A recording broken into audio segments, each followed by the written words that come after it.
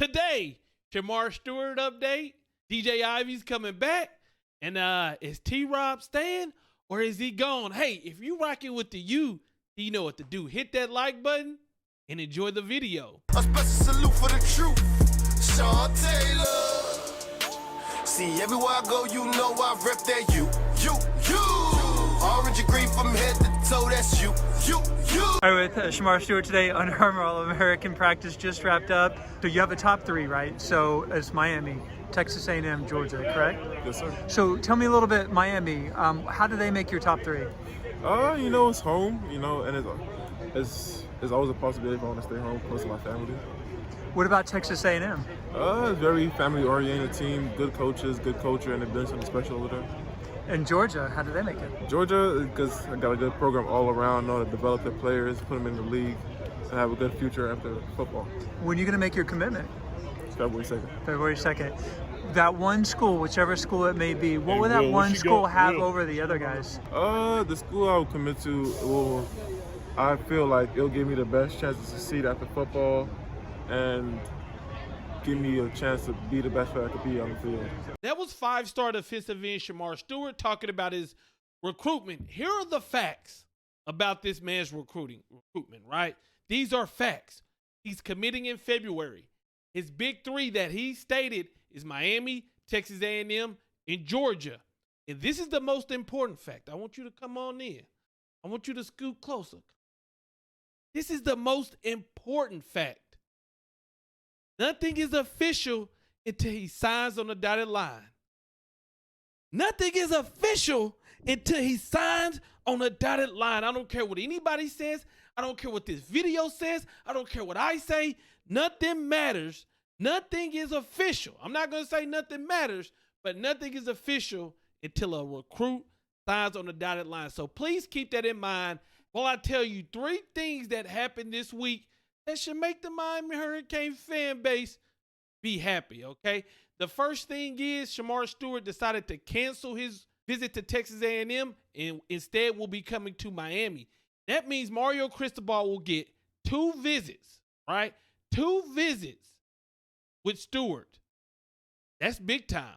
And it's been stated, common sense, that Mario Cristobal is making Stewart a top priority as he should.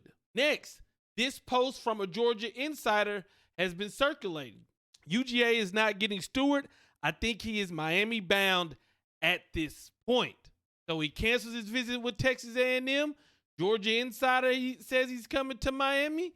Okay. And the next thing is we know the NIL money is flowing at Miami. Now, I'm not saying we got a lot of it. I don't know the specifics.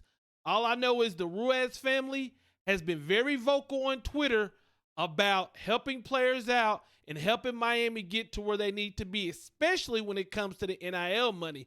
At one point, they stated that, hey, have no worry, Canes fans. We got $10 million set aside for NIL's deal.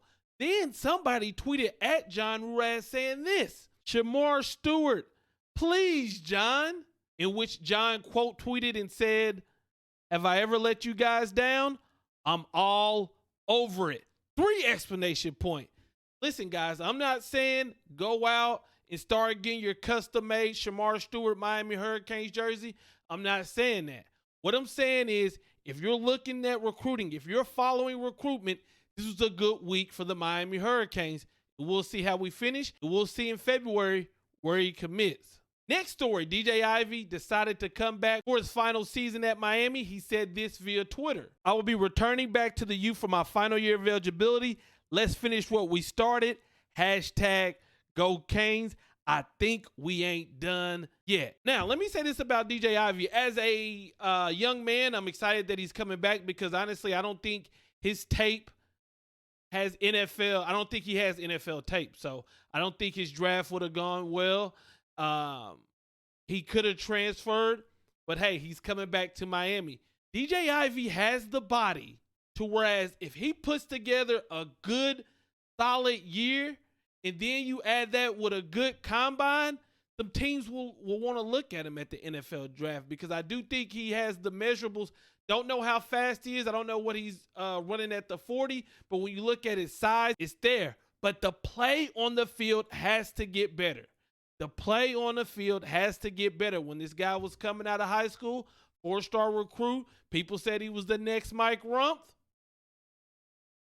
and he hasn't lived up to that. And it's been bad all around. I've also seen people, they're excited. They're saying, hey, we got Al Blaze coming back. We got Tyreek Stevenson coming back, which I'm very excited about Tyreek. We got DJ Ivey coming back. We got experience coming back at the defensive back position. But I want to tell you this. Experience does not equal good, right? Look at this last year's team. We thought because we had the most seniors returning in the ACC or something like that, we had a lot of seniors coming back, a lot of snap percentages coming back, that was going to show on the field, and it didn't. This team actually got better when we put in the young bucks.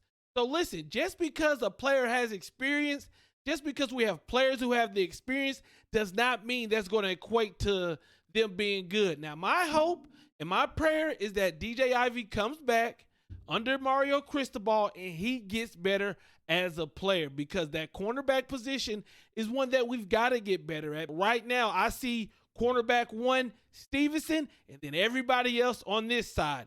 We did host DJ Williams, the cornerback, former Oregon Duck.